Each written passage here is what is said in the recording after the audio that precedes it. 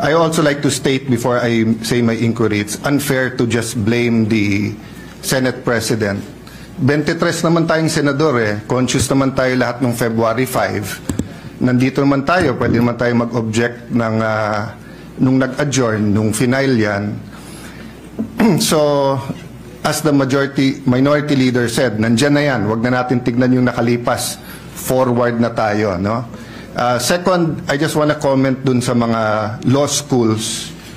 I appreciate it, and I'm happy they're very active, and I'm happy that they have statements.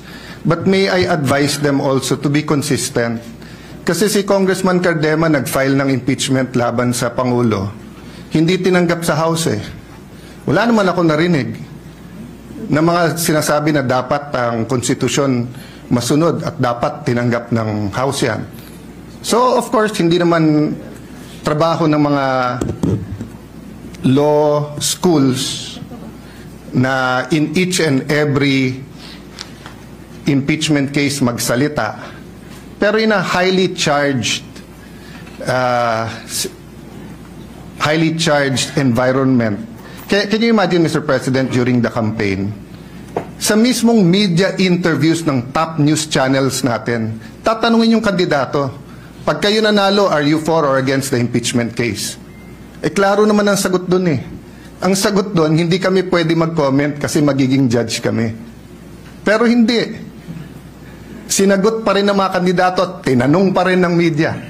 Pero kung konstitusyon ang masusunod, ang sagot dun iisa lang, mag-o-oath kami, dapat neutral kami. Kaya lang eleksyon Kasi masama naman talaga timing ng pagka-file nito magpa-file ka during the campaign. That's the reality there. Sinabi ko na yan din nung simula. Sino mang pabor sa impeachment o kontra sa impeachment, sino mang pabor kay VP Sara o kontra sa kanya, hindi ko papakinggan. Gagawin ko kung anong tama, nararapat at ayon sa konstitusyon at batas, ayon sa aming tingin. Kung ano ang tama. Hindi porkit pabor sila sa impeachment at ayaw nila kay VP Sara at gusto nilang matanggal si VP Sara, mamadali na namin at susundin namin sila.